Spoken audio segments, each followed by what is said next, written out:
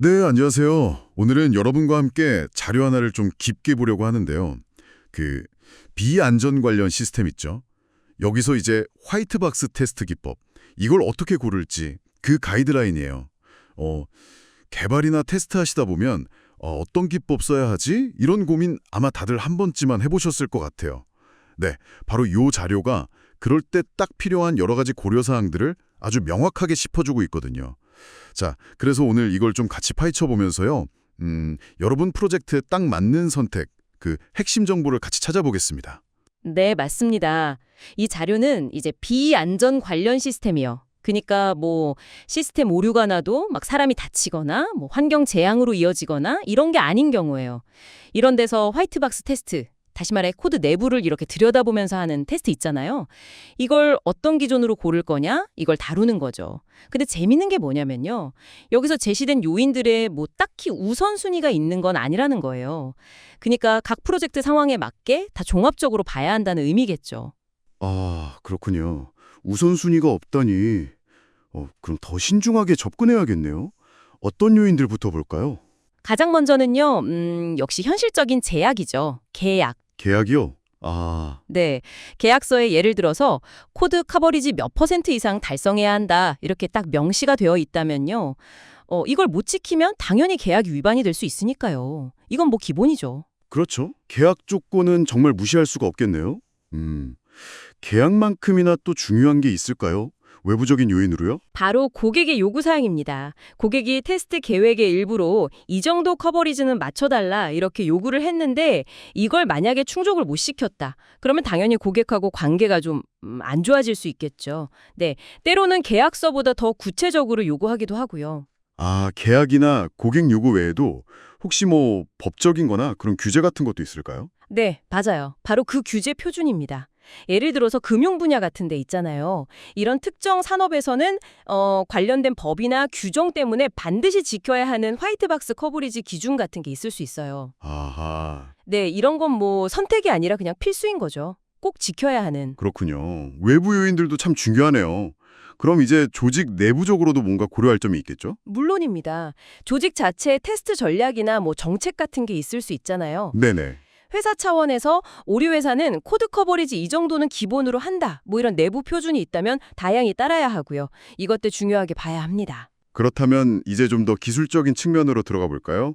예를 들면 뭐 코드 자체의 특징이라던가 아, 그거 아주 중요한 포인트인데요. 바로 코딩 스타일입니다. 코딩 스타일이요? 네.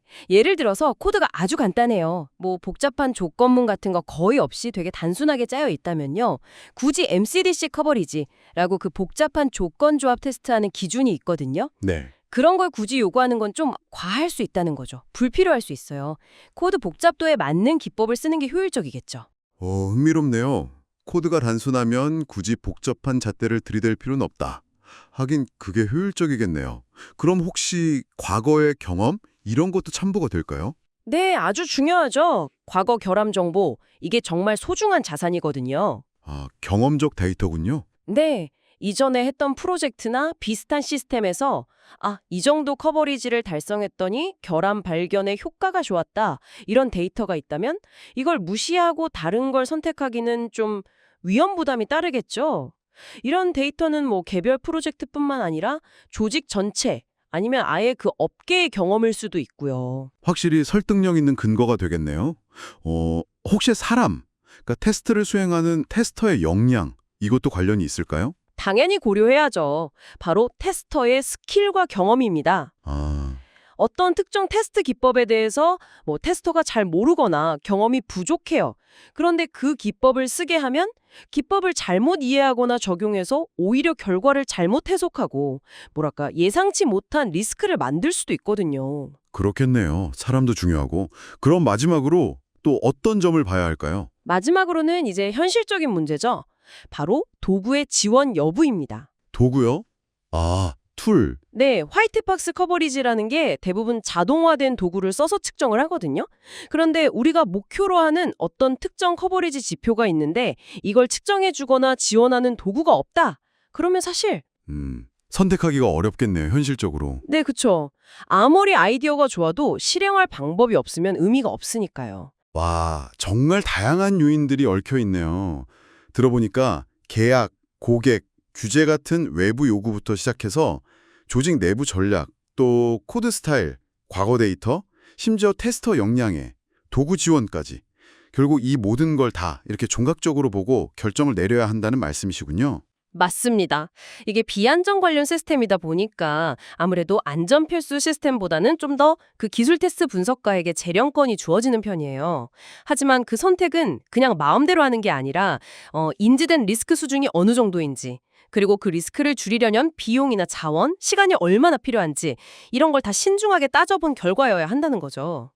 그리고 때로는요, 이 화이트박스 테스트 수준을 막 조절하는 것보다 아예 다른 테스트 접근법을 쓰거나 개발 프로세스 자체를 개선하는 게 더 나은 해결책일 수도 있어요. 이런 가능성도 열어둬야 하고요. 그렇군요.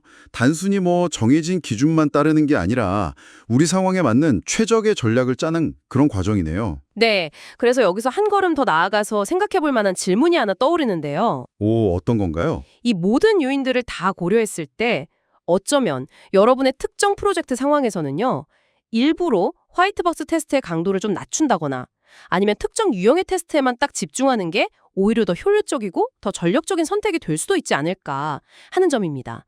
그러니까 무조건 다 최고 수준으로 해야 해. 이런 생각에서 조금 벗어나서요. 우리에게 가장 중요한 가치를 주는 활동에 집중하는 관점. 이걸 한번 깊이 고민해 보시면 어떨까 싶습니다.